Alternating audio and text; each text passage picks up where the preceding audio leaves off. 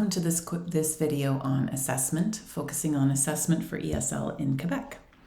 This is a quick introduction video, and it's going to explain some of the key ideas behind assessment and evaluation. And from then we're going to move on to talk about other aspects of assessment in other videos. So stick with me. Before we get started, I wanted to ask some of these questions, and these are ones that come up quite frequently when we start to talk about assessment and evaluation. So the first one is, what is the purpose of evaluation? Ask yourself these questions, see if you can think of an answer. What's the difference between evaluation and assessment? What's formative assessment? What's summative assessment? How often should we evaluate students? Are evaluation and feedback the same thing? Well, a lot of these questions have to do with the terminology. There's a lot of language floating around with assessment and evaluation. So I'm going to cover a few of them here now, and then we can start to move forward and understand how to apply that to our practice. So the first thing to know is that in educational research, we generally use the term assessment as kind of an umbrella term.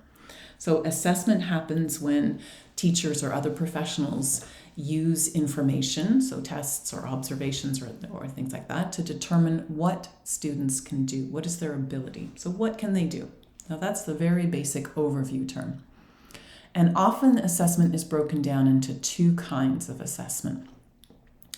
And this is how it starts to categorize. So you have formative assessment, which is information about how a student is progressing towards a goal.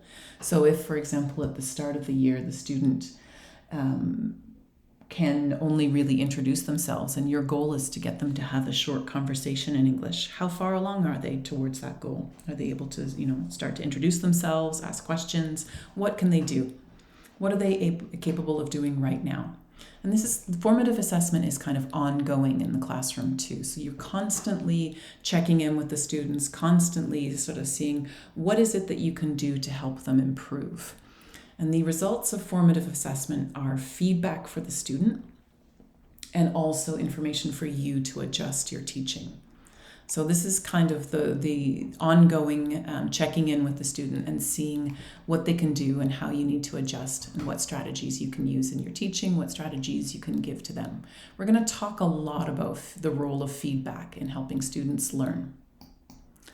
Summative assessment is the one that we're probably much more familiar with. And this is information about what students can do in relation to a set target.